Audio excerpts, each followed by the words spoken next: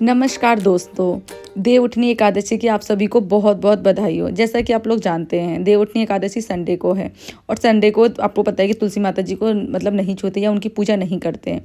इसीलिए हम लोग सैटरडे को इसकी पूजा कर रहे हैं। तो मैं आपको बताऊंगी, देवउठनी एकादशी हिंदू धर्म में बहुत पवित्र और शुभ तिथि मानी जाती है। यह कार्तिक मास के शुक्ल पक्ष की एकादशी को आती है, यानी दीपावली के लगभग 11 दिन बाद। इस दिन भगवान विष्णु जी 4 महीने के योग निद्रा से जागते हैं और तभी से सारे शुभ कार्य जैसे विवाह, गृह प्रवेश, यज्ञ, संस्कार आदि दोबारा शुरू हो जाते हैं। प्राचीन कथा के अनुसार जैसे एक असुर राजा था जालंधर, उसकी पत्नी का नाम था वृंदा यानी कि तुलसी। वृंदा अत्यंत पतिव्रता, धर्मपरायण और भगवान विष्णु की महान भक्त थी। वृंदा की तपस्या और प्रतिव्रता के बल से ही जालंधर को देवताओं पर विजय मिली थी। जब तक पवित्र थी उसे कोई नहीं मार सकता था। देवताओं ने भगवान विष्णु से सहायता मांगी। विष्णु जी ने वृंदा की परीक्षा लेने के लिए जालंधर का रूप धारण किया। वृंदा ने अपने पति समझकर उनका स्वागत किया।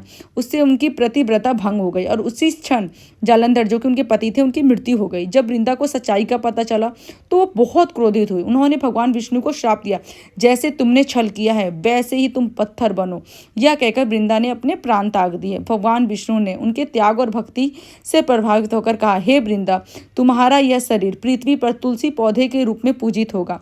जो भी पूजन में तुलसी का पत्र अर्पित करेगा उससे पूर्ण फल प्राप्त होगा। बाद में भगवान विष्णु ने स्वयं वृंदा यानी कि तुलसी से विवाह किया ताकि उनके श्राप को प्रभाव को शांत हो सके। तब से हमेशा कार्तिक शुक्ल एकादशी यानी कि देवउठनी एकादशी के दिन तुलसी और विष्णु का विवाह मनाया जाता है।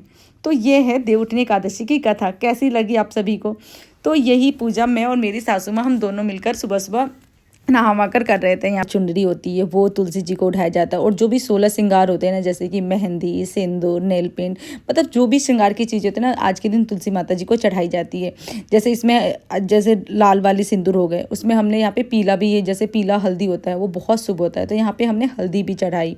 फिर हमने यहाँ पे तुलसी माता जी को प्रसाद चढ़ाया, दूध से जल चढ़ाई, मतलब उनको नहलाया। इस तरीके से हम लोगों ने, मैं और मेरी सासू माँ ने मिलकर अच्छे से पूजा वगैरह की।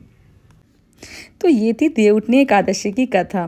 तो दोस्तों, आप लोग कमेंट में बताइएगा कि आज जो मैंने ये कथा आप लोगों को सुनाई कैसी लगी, और क्या आप लोगों ने मतलब पूजा, देवउठनी एकादशी की पूजा भी की है या शाम को किया होगा। और फ्रेंड्स, आप लोग बताइएगा प्लीज़ कमेंट में कि कौन कौन मेरा ब्लॉग कहाँ से देख रहे हैं, जिससे मुझे और मोटिवेशन मिले, मैं आगे और भी टाइम पे ब्लॉग वगैरह लेकर आऊँ।